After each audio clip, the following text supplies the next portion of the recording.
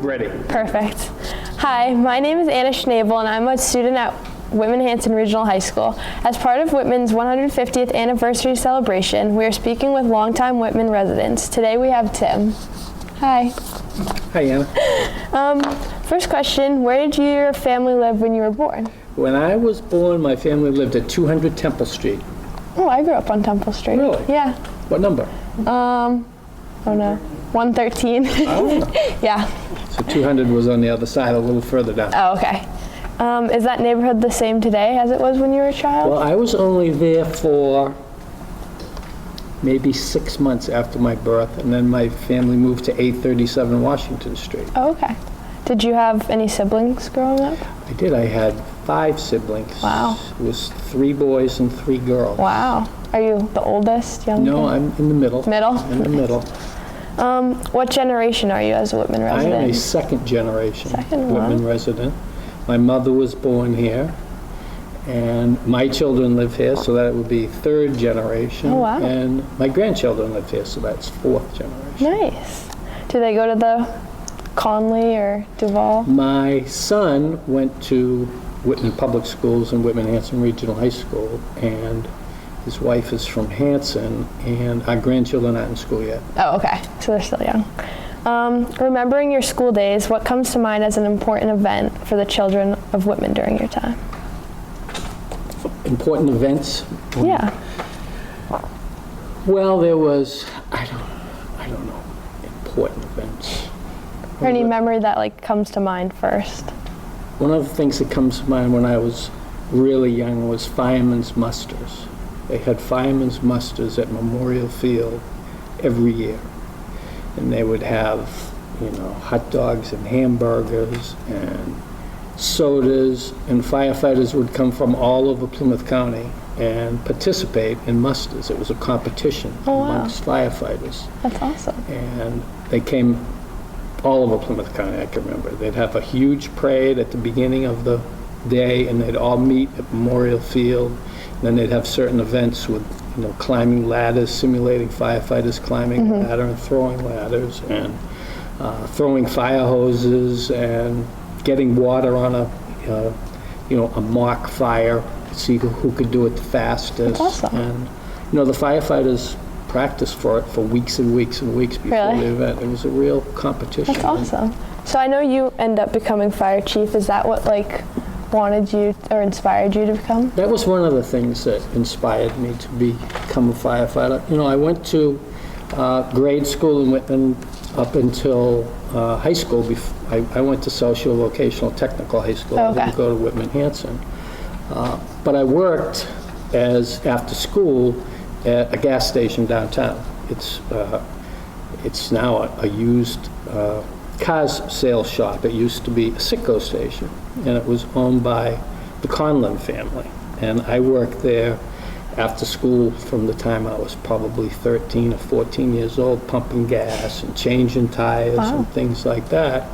And the owner, Eddie Conlon, was a call firefighter. Oh, really? And of course, the fire station was right up the street, and one of his workers was Tommy Bencliffe, and he was a call firefighter. So whenever the fire whistle would blow, they had a fire whistle, and that was, 3 doors up from the gas station. And I'd be pumping gas, and they'd call in a fire, the horn would start blowing, and Tommy Bencliffe and Eddie Conlon would go off. They had pickup trucks with a red bubble gum machine on the top, and off they'd go and leave me there running the gas station until the fire was out. And I was kind of awestruck at that point, and at 13 years old, and I can remember them telling me, when you turn 16, we'll talk to the fire chief and we'll see if we can get you on the call force. So I couldn't wait to be 16 and a half to get on the call fire department. But that's how I got interested in being a firefighter, was through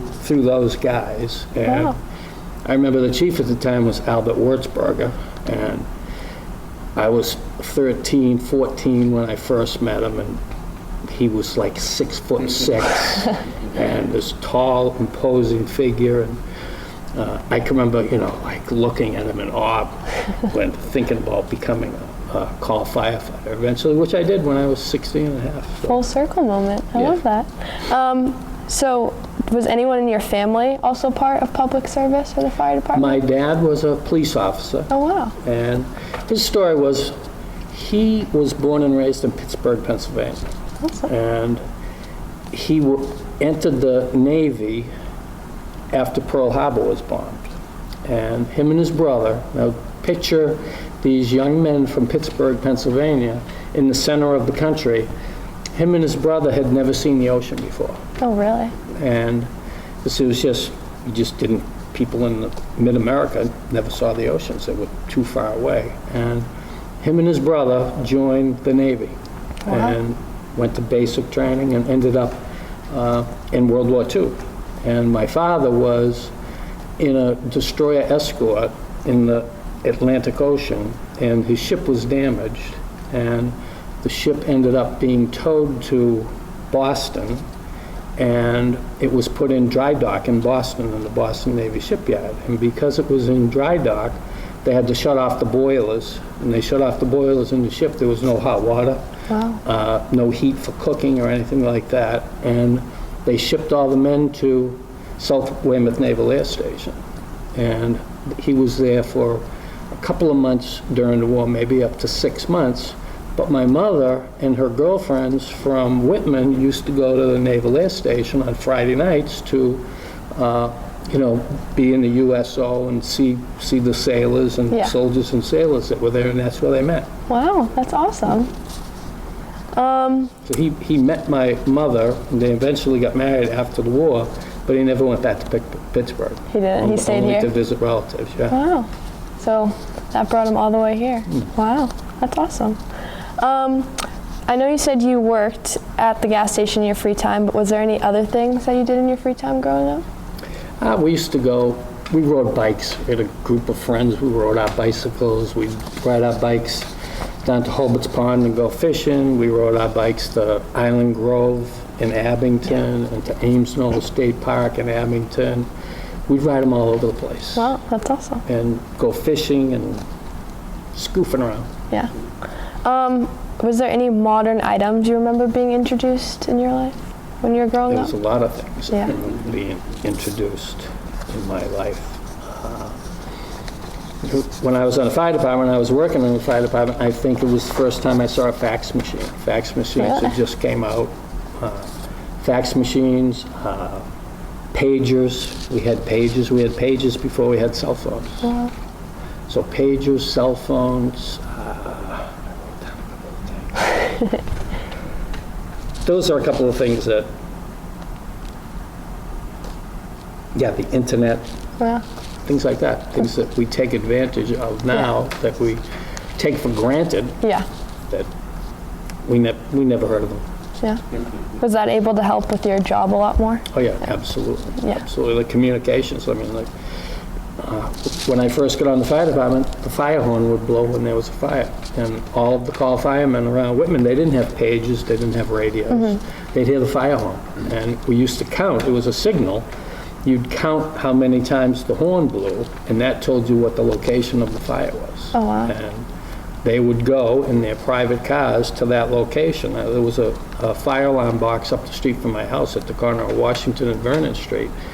And if someone pulled that box, I think the code signal in it was 125, the fire whistle would blow once, and then pause, and then it'd blow 2 times, and then pause, and then it would blow 5 times. So the men would be counting that in their head, and they'd look at a card that said 125 was Washington and Vernon Street, and the fire apparatus would head there, and the off-duty firemen and call firefighters would go to that location to see what the emergency was. Wow. And that's how it worked up until it was removed a few years ago. I was going to say, when my mom said when she first moved to Temple Street, the horn really scared her the first time when she was living there.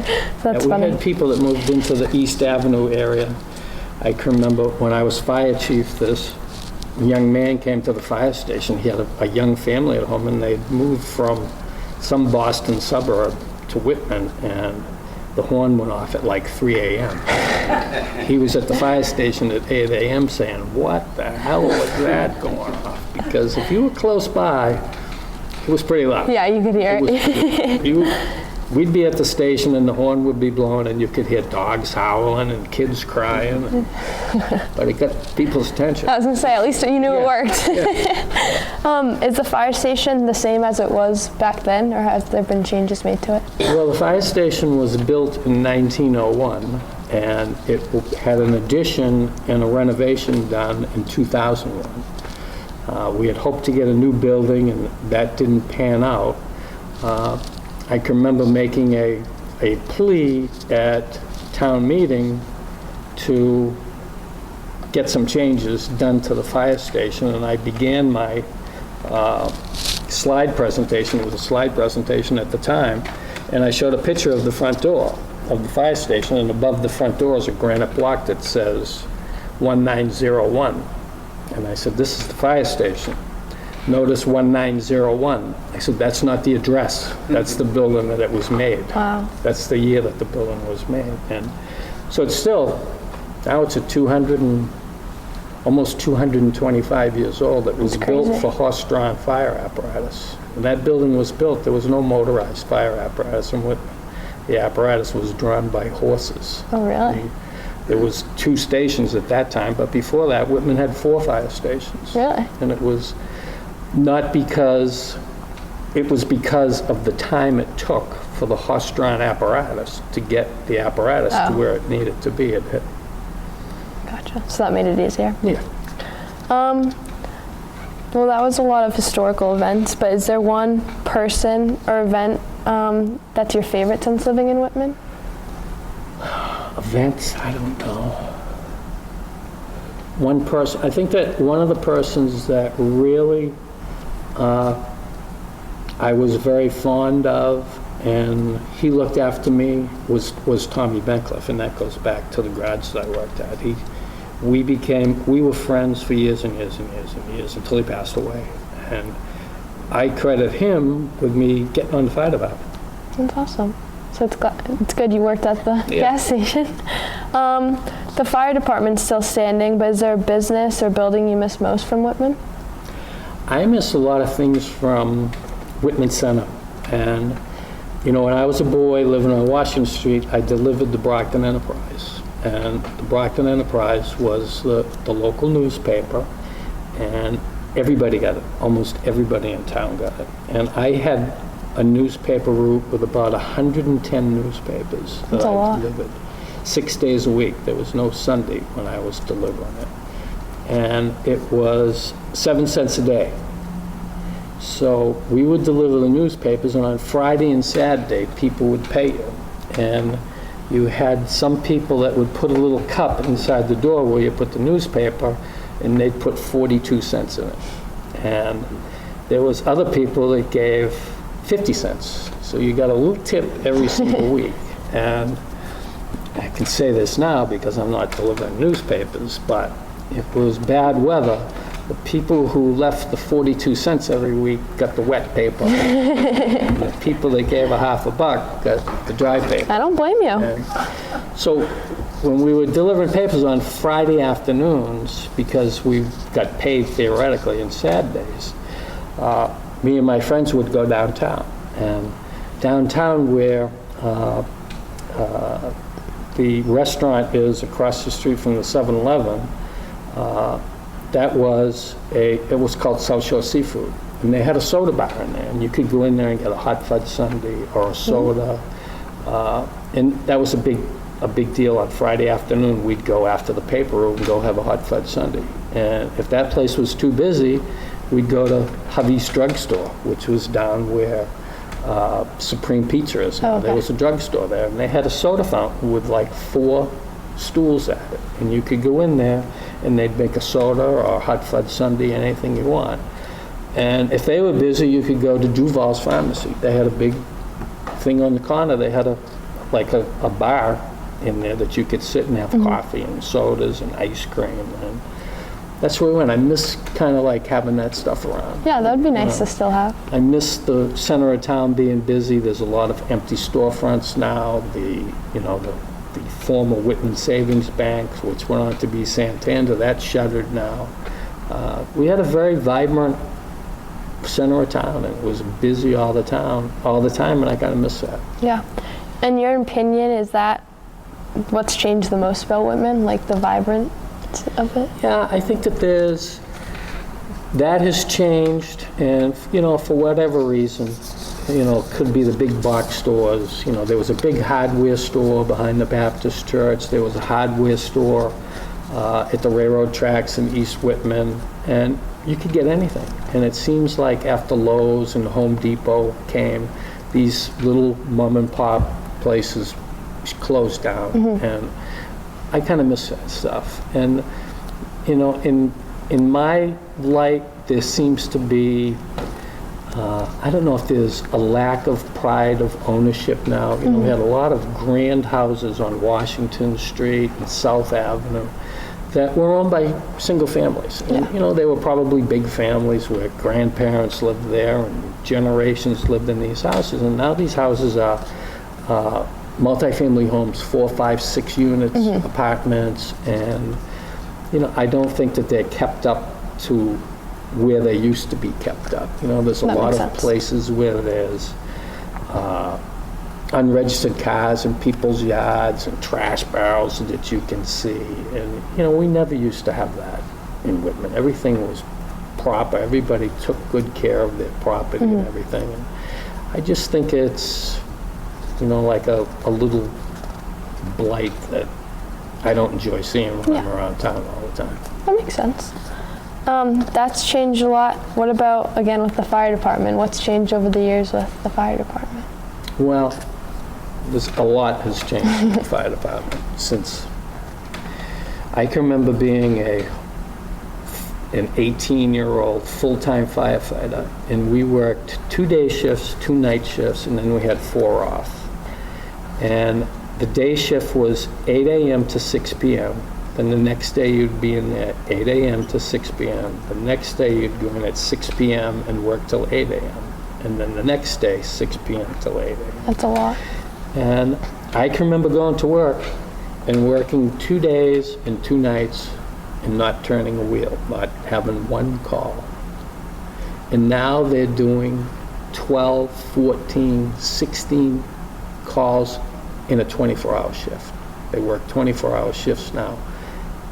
They're running ragged. They're doing thousands of runs every year. If we had a busy year, we might have done 600, 800 calls. Wow. Now they're doing 4,000 or 5,000 calls a year. It's just a big difference. Crazy busy. And when I first was there, we had basic first aid, we had basic emergency medical technicians, and now they have paramedics they're doing everything now in people's homes and bedrooms and on the streets and in car crashes. They're doing everything that they used to do in the emergency room. They're doing all of that stuff now on the streets before that ambulance transports them, so that they're stabilized by the time they get to the hospital. I don't know if people really realize the work that they do and how many lives have been saved. Yeah, they have a lot of effort into that. Is there anything else that we didn't get to that you'd want to add? I don't know. I wrote down a few notes. And you talked about the center. I talked about the center, and things that I missed in the center was, there was Kavicki's Market that was on the corner. Yeah. It's now Restoration Coffee. They used to have windows that opened up that they could lift up the big plate glass windows, and they put fruit bins outside. They'd have oranges and apples outside on the sidewalk. That's And, nice. There was J.J. Newberry's, which was 5 and 10. It was like a department store that, if you know where Duval's is now, Duval's was there, but J.J. Newberry's, it was called, the entrance was next door, and it actually went inside that block so that there was an entrance to J.J. Newberry's on South Avenue and one on Washington Street. And they sold everything in there from goldfish and puppies to clothing. Wow. They had everything there. You could buy bicycles. Really? I remember going into the basement because they had hamsters and guinea pigs and fish and frogs and everything for sale. A mall right in Whitman. It was. That's awesome. My grandmother worked at Sally Dress Shop, which was next door to J.J. Newberry's. So, Wow. you know, it was an exclusive place where all the women in town used to go. And it was just a very busy place, Whitman Center was. Yeah. I told you that we rode bikes. They always had a police officer in the center of town, and we would get reprimanded for riding our bikes down the sidewalk in case someone walked out of the storefronts and got hit by the bicycle, so we were always getting whacked by the cops. That would be bad. When I was younger, yeah. Not whacked by the cops, spoken to. Yeah. Was your dad a cop in Whitman? Yes, he was. Yeah. How long was he a cop for? He was a cop for 35 years. Wow. He began as a patrolman in the late 50s and retired in 1984. He was the chief of police. Oh, wow. That's awesome. Yeah. How long were you a firefighter? It wasn't that good because when your dad was a cop in town, if you were going the wrong way, he knew it before I knew it. And there were severe consequences if you misbehaved. I was going to say, was he the one telling you to get off the sidewalk? No. No, but the guy that told me to get off the sidewalk probably told him. Yeah. So that when I got home, there was consequences. So you were being watched constantly? Yeah. All the time. Always. Yeah. That's funny. Ask her what her dad does.